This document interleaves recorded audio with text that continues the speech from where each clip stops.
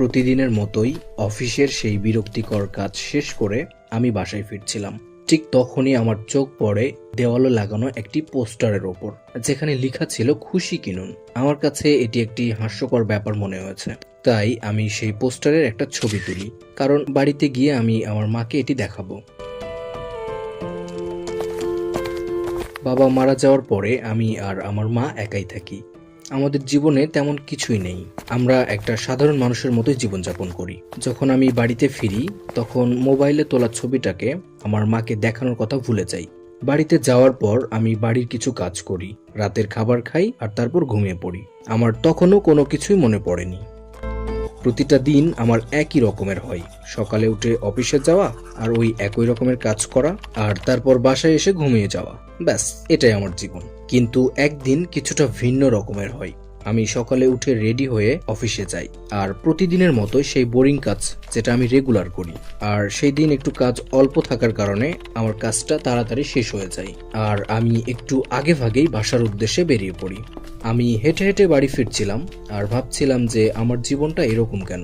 যে জীবনটা আমি অতিবাহিত করছি এটা আমি কখনোই চাইনি। আমি সবসময় একটা মুক্ত জীবন চেয়েছি, যেখানে আমি অন্য শহরে গিয়ে যেন আরামসে ঘুরতে পারি। কিন্তু আফসোস, আমার জীবনটা ওইরকম না। এখন তো আমার জীবনের প্রতি বিরক্ত চলে এসেছে। আমি এই সব কিছু ভাবছিলাম আর কফি খাচ্ছিলাম।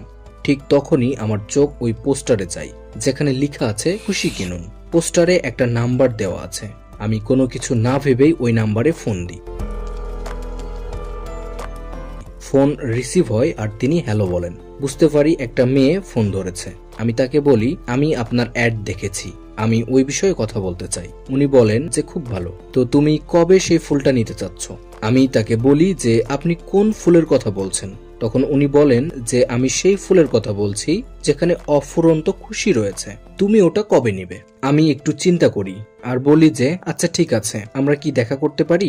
উনি বলেন হ্যাঁ অবশ্যই, আমি তোমার সাথে একটি পাবলিক প্লেসে দেখা করব, যাতে করে তোমার কোনো সন্দেহ যেন না থাকে। এরপর আমরা দুইজনে মিলে একটি পার্কে দেখা করার সিদ্ধান্ত নিলাম, যেখানে মানুষ হরহামেশাই চলাফেরা করে। ফোন কেটে দেওয়ার পর আমি ভাবতে থাকি যে আমি তার কাছ থেকে কোনো ফুলই কিনতে চাই না। আর আমার কেন জানি না 99% তাকে একজন ড্রাগ ডিলার বলে মনে হয়। কেননা মানুষ বলে যে ড্রাগ নাও তাহলে খুশিতে থাকবা। আর এর জন্যই আমি একটু কনফিউশনে পড়ে যাই যে তার সাথে দেখা করব নাকি করব না। যাই হোক, আমি কিছুটা সাহস নিয়ে তার সাথে দেখা করতে যাই। পার্কে যাবার পর আমি তাকে ফোন দিই, আর তখন তিনি আমাকে বলেন যে খুব শীঘ্রই তিনি চলে আসবেন। এটা বলেই তিনি ফোনটা কেটে দেন। একটু পর দেখি যে একটা মহিলা আমার দিকে আসছে। আমি বুঝতে পারি এটা ওই মহিলাই, তাই আমি তাকে হাই বলি, আর তিনিও হাত নাড়িয়ে আমাকে হ্যালো বলেন। তার বয়স মোটামুটি 20 থেকে 22 বছরের মতো হবে, কিন্তু তার পোশাকটা কেমন জানি অদ্ভুত টাইপের, যেটা দেখে মনে হচ্ছিল যে সে হয়তো কোনো জাদুকর্ণী বা ডাইনি টাইপের হবে আর কি। আর তার চোখ থেকে কেমন জানি একটা আলো বের হচ্ছিল।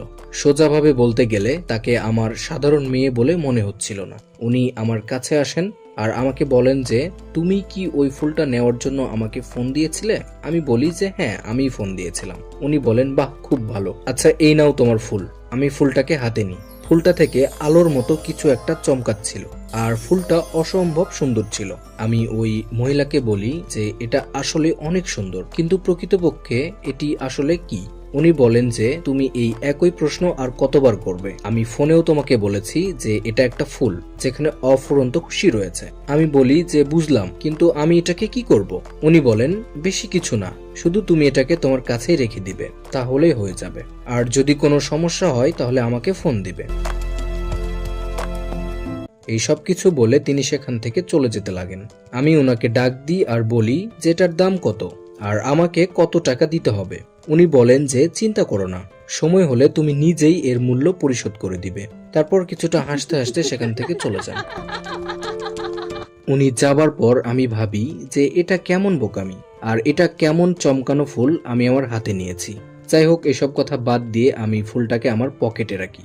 কিন্তু যখনই আমি ফুলটাকে পকেটে রাখি ঠিক তখনই আকাশে মেঘ জমে আর হঠাৎই বৃষ্টি শুরু হয়। যদিও একটু আগেই আকাশ পরিষ্কার ছিল, আর আবহাওয়া অফিস থেকেও আজকে বৃষ্টির কোনো কথা বলেনি।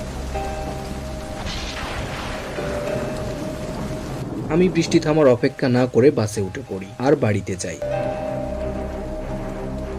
বাড়িতে যাওয়ার পর আমি দরজায় নক করি। অনেকক্ষণ অবধি ডাকার পরেও আম্মু দরজা খুলছিল না, তাই আমি বারবার দরজায় নক করতে থাকি। তখন একজন অপরিচিত অদ্ভুত টাইপের লোক দরজা খোলে। ওনাকে দেখে আমি অবাক হয়ে যাই আর আমি বলি, আপনি কে আর আমার মা কোথায়? উনি আমাকে বলেন যে আমি নাকি ভুল ঠিকানায় এসেছি আর এটা আমার বাড়ি না। এই কথা বলে উনি দরজা বন্ধ করে দেয়। বিষয়টা আমার মাথায় ধরছে না, এটা কিভাবে সম্ভব? আমি আমার বাড়ি ভালো করেই চিনি। লোকটাকে আমার সন্দেহ হচ্ছিল, তাই আমি দরজার কিহোল দিয়ে ভিতরে দেখার চেষ্টা করি। ভিতরের দৃশ্য দেখে আমি পুরাই হতভম্ব হয়ে পড়ি, কারণ ভিতরের সবকিছু চেঞ্জ হয়ে গিয়েছে। অসম্ভব ব্যাপার, সবকিছুই আমার কাছে কেমন জানি অদ্ভুত লাগছিল। আমি বুঝতে পারছি না যে এইসব কিভাবে হচ্ছে আর আমি এখন কি করব। একটু পর আমার মনে হয় যে আমার মাকে ফোন দেওয়া উচিত, আর তাই আমি আমার মোবাইল বের করি। কিন্তু অবাক করার বিষয় এটাই যে আমার ফোনে আমার মায়ের কোনো নাম্বার নেই। শুধু তাই না, ফোনে কোনো নাম্বারই নেই, কল হিস্টোরি, কন্ট্যাক্ট, মেসেজ কোনো কিছুই নেই। সবকিছুই একদম ব্ল্যাঙ্ক হয়ে গিয়েছে। আমার মনে হয় যে ওই মেয়েটা আমার ফোন পাল্টে দিয়েছে। যাই হোক, কোনো ব্যাপার না, আমার মায়ের নাম্বারটা মুখস্থ রয়েছে, কিন্তু আমি যতবারই ডায়াল করছি ঠিক ততবারই ভুল নাম্বার উঠছে। আমি কিছুতেই মায়ের নাম্বারটা তুলতে পারছি না, অসম্ভব। আমি আমার আম্মুর নাম্বার কিভাবে ভুলতে পারি? এমনটা মনে হচ্ছে যে কোনো একটা জিনিস আমার মাথায় ভর করছে। আবার এটাও হতে পারে যে আমি একটু পেরেশানিতে রয়েছি, তাই হয়তো আমার আম্মুর নাম্বারটা মনে পড়ছে না। এর জন্য আমি ভাবি যে আমার অফিসে যাওয়া উচিত। অফিসে গেলে আমি সব ডিটেলস এবং নাম্বার পেয়ে যাব। তাই আমি তাড়াতাড়ি অফিসের উদ্দেশ্যে বেরিয়ে পড়ি। অফিসে পৌঁছানোর পর যখন আমি ভিতরে ঢুকতে যাব, ঠিক তখনই সিকিউরিটি গার্ড আমাকে আটকে ফেলে। উনি বলেন যে উনি নাকি আমাকে চিনেন না, কিন্তু সত্য তো এটাই যে উনি আমাকে ভালোভাবে চিনতেন, কিন্তু এখন চিনতে পারছে না। আমি ওনাকে অনেকবার বোঝানোর চেষ্টা করি, কিন্তু উনি আমার একটা কথাও বুঝেননি, বরং আমাকে বলে যে আপনার আইডি কার্ড দেখান। দুর্ভাগ্যবশত আমার কাছে আইডি কার্ডটাও নেই, তাই উনি আমাকে ভিতরে ঢুকতে দেয় না আর আমাকে বলে যে সরি স্যার, আপনি ভুল জায়গায় এসেছেন, দয়া করে এখান থেকে চলে যান। আমি কিছুই বুঝতে পারছি না যে আমি এখন কি করব। এমনটা মনে হচ্ছে যে কেউ আমার কাছ থেকে আমার জীবনটা ছিনিয়ে নিয়েছে।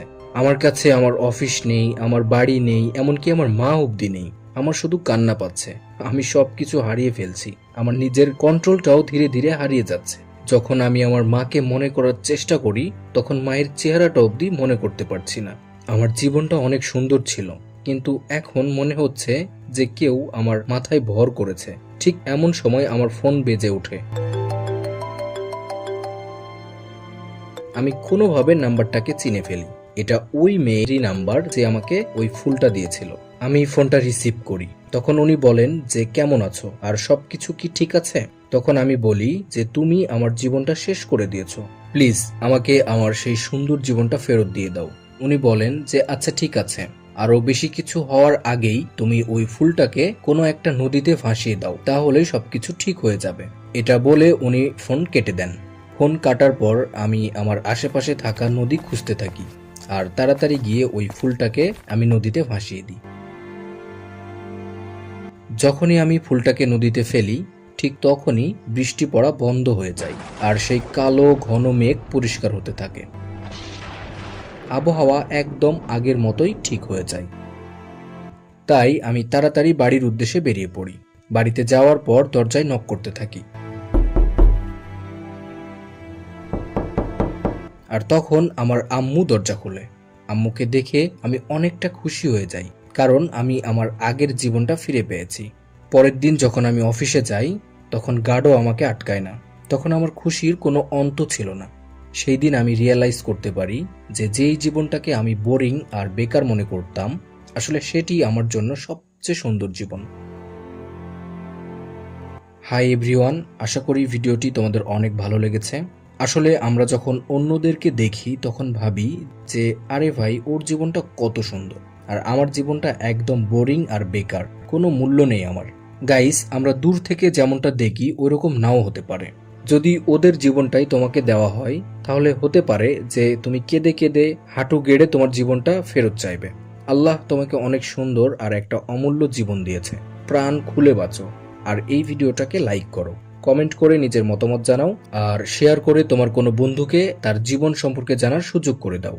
আর চ্যানেলে নতুন হলে সাবস্ক্রাইব করো। ধন্যবাদ সবাইকে।